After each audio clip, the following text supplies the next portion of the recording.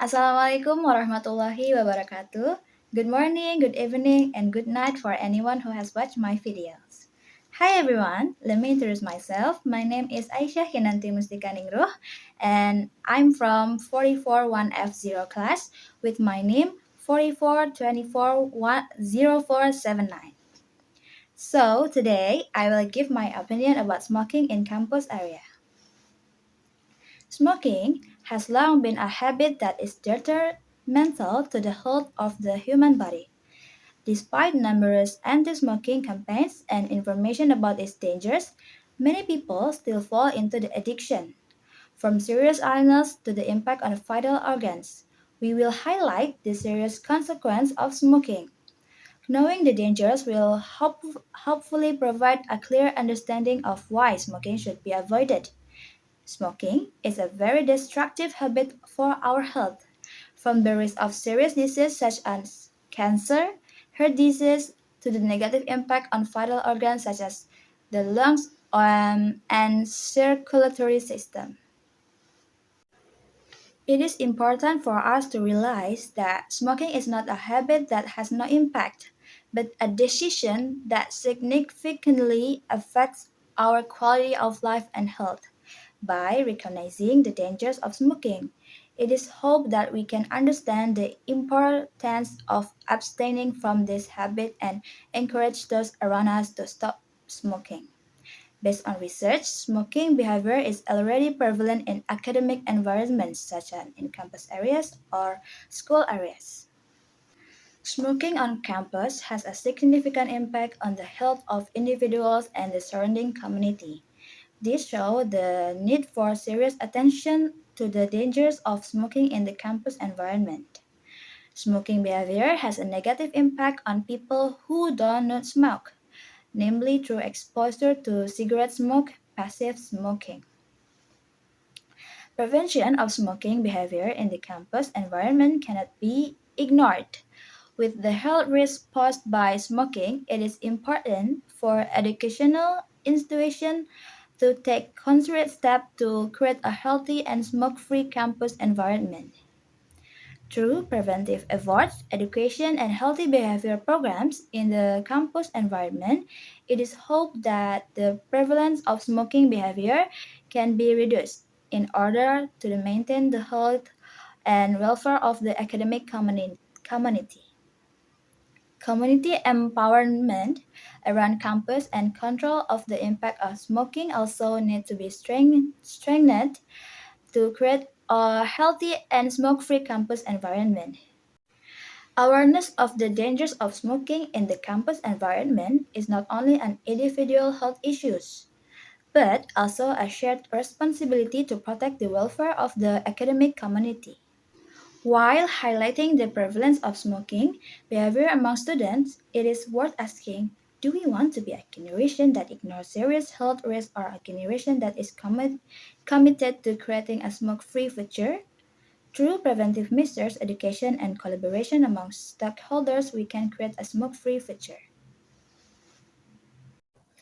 Through preventive measures, education, and collaboration between stakeholders, we can create a campus environment that not only supports intellectual growth, but also protects everyone from the negative effects of smoking. The importance of real action in creating healthy and smoke-free environment on campus is a common call to realize healthier, prosperous, and productive future for all elements of society. Prevention is better than cure, and by avoiding or quitting smoking, we can improve our overall health and quality of life. So, let's take steps to protect our bodies and live healthier lives by staying away from the dangers of smoking. That's everything I want to say about my opinion of smoking in campus area. If I made mistaken, apologize. Thank you all for your attention. Wassalamualaikum warahmatullahi wabarakatuh.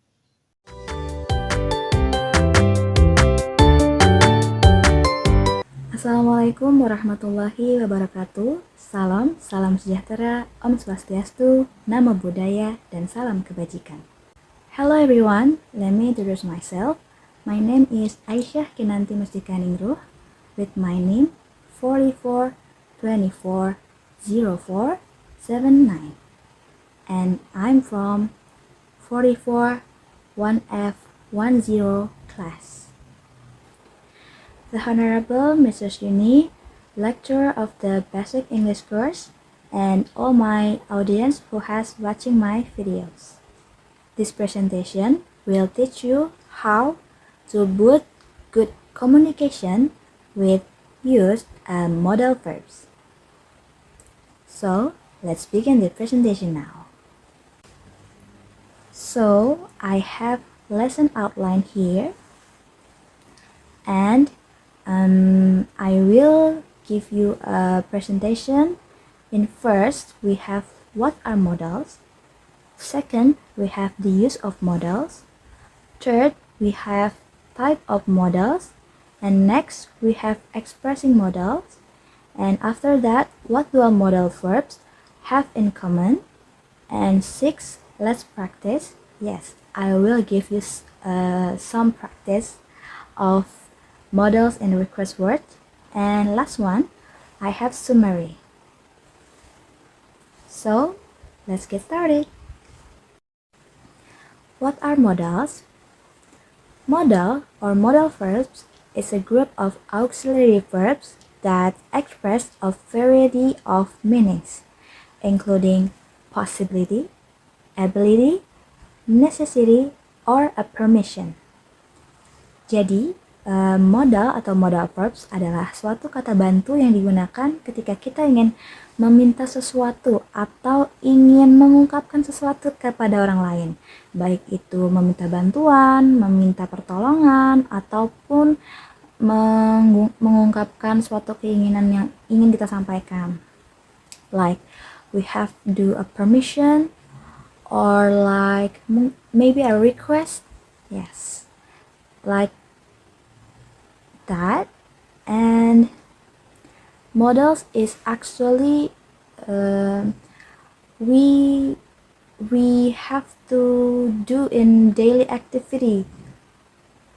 I mean like kita pasti semua harus mempergunakan kata kerja ini dalam kehidupan sehari-hari, karena modal verbs ini adalah salah satu kata, bukan salah satu kata lagi sih, lebih ke beberapa kata yang dapat menegaskan bahwa keinginan kita itu bisa diperjelas dengan menggunakan kalimat tersebut.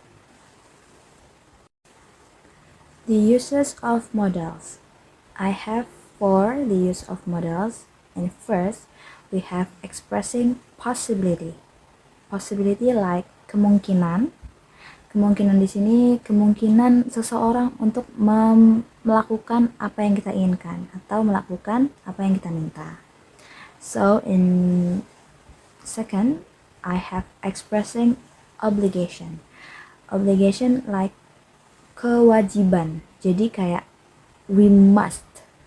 Must itu kan artinya harus, dan itu ya kalau harus dilakukan. And third, we have expressing ability atau kemampuan. And four, we have asking for or giving permission atau meminta atau memberikan izin terhadap suatu hal, baik itu hal yang diinginkan ataupun yang tidak diinginkan. Okay, now let's move to the next slide. We have modals. The words of modals is can, must, and might. And these three are common auxiliary verbs that used to express our speaker's attitude and opinion that include permission, necessity or lack of, desire, ability or inability, possibility, impossibility, and obligation. But auxiliary verbs are also called helping verbs. Why? Because they are always present with another verbs. That because the auxiliary verbs is called helping verbs. Now is a type of modals. Like I'm telling you before, expressing model is have a four like possibility, obligation, ability, permission, request. And I have a example that why we use these five modal verbs, but I will explain you one and one. So, one is expressing possibility. Expressing possibility atau kemungkinan. Nah, kemungkinan ini biasanya modalsnya adalah may, might, could, atau will. I have an example for you like I might change the world soon. Itu sebuah pernyataan tentang kemungkinan yang masih belum bisa terjadi. Maksudnya belum kejadian. Nah, ada contoh lagi di bawahnya. I have another example is might I have some coffee? Itu sebuah kemungkinan juga. Apakah saya bisa mendapatkan sebuah kopi? Kata dia. Nah, terus another example again. Could you open the door for me? Could you open the door for me? Could you? Bisakah kamu membukakan pintu untuk saya? Itu juga sebagai kemungkinan karena itu belum kejadian. And move on to expressing obligation. Obligation adalah sebuah keharusan atau kewajiban. Nah, di sini ada tabel yaitu strong obligation and weak obligation. What the difference? Apa sih bedanya?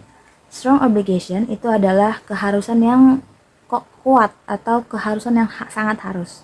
Nah, modalsnya biasanya diikuti dengan must, have to, need to.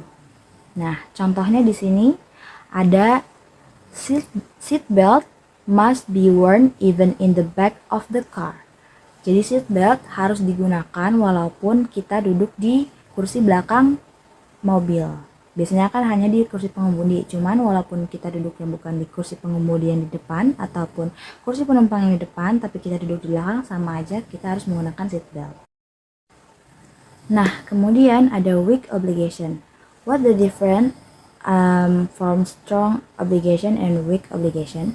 Obligation ada weak obligation, adalah sebuah keharusan tapi yang sebenarnya tuh belum harus banget, nggak kayak si strong obligation. Nah, biasanya mereka menggunakan modal yaitu should atau ought to. Ya, should itu haruskah? Kayak masih haruskah saya?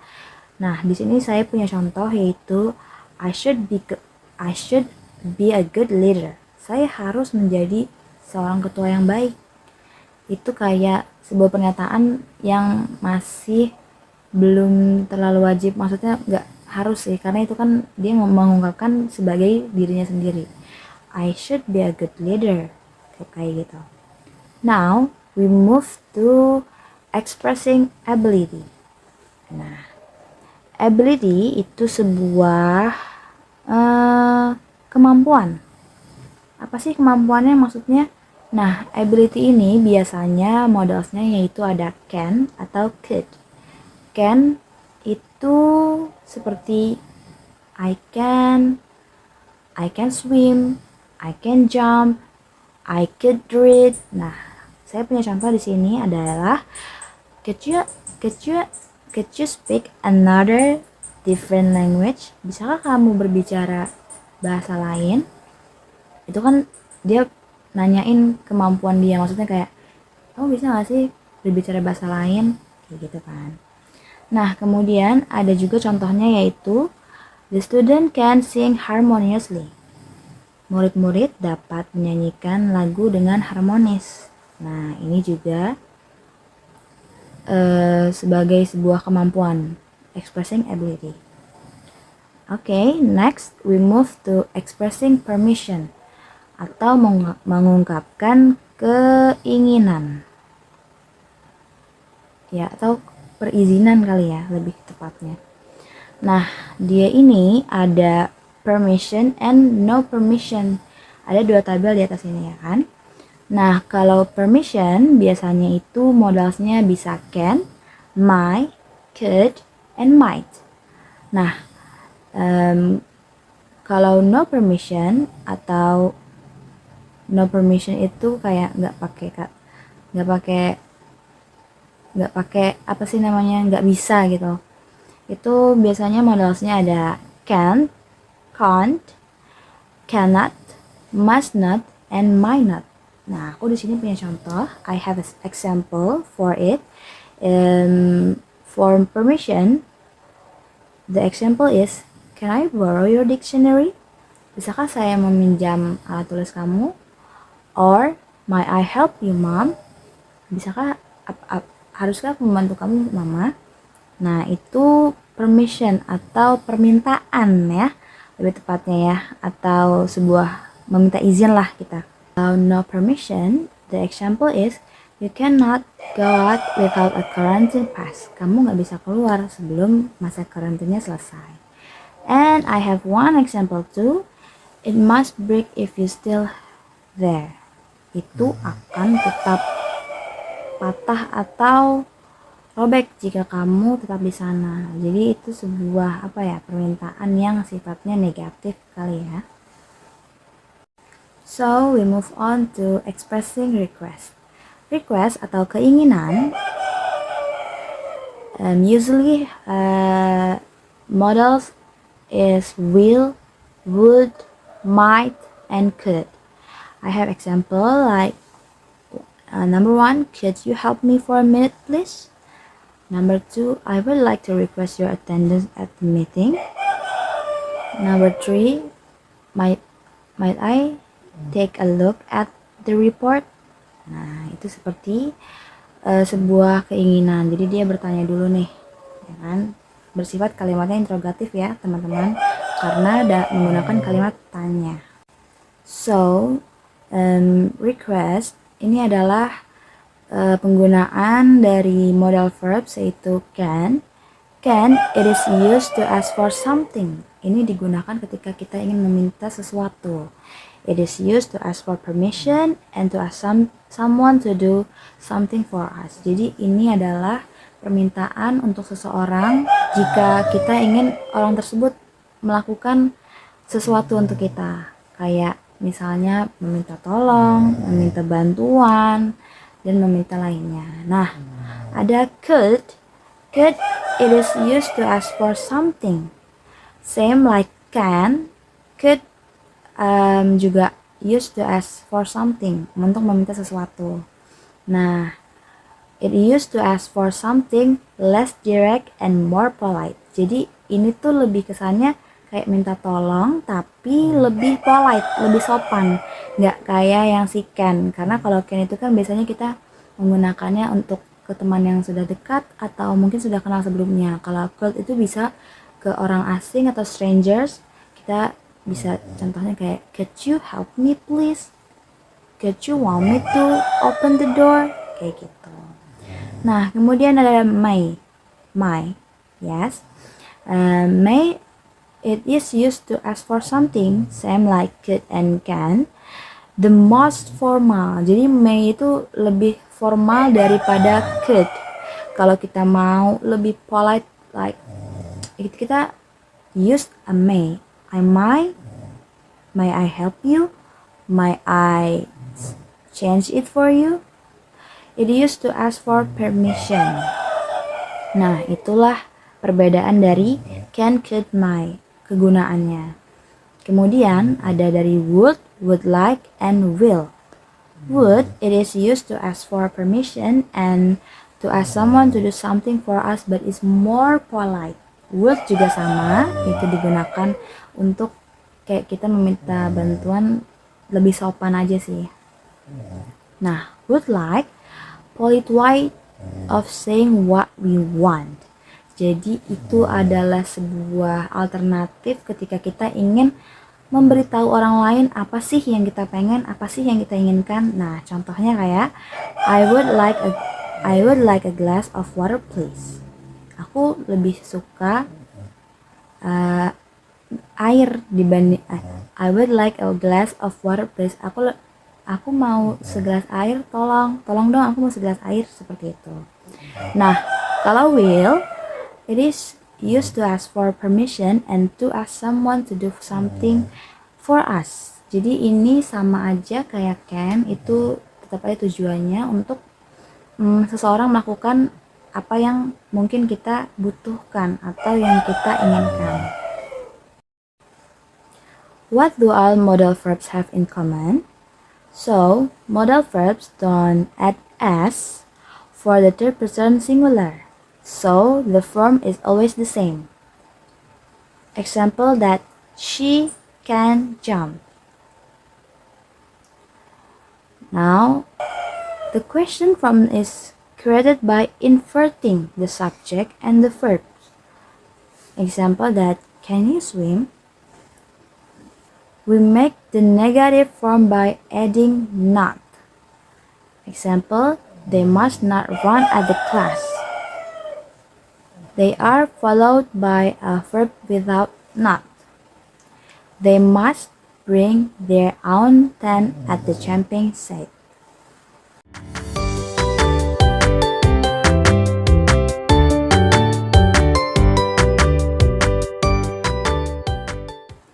So I think that's all for me. So if I make a mistake, I'm really sorry about that. And thank you all for watching my videos. Bye bye.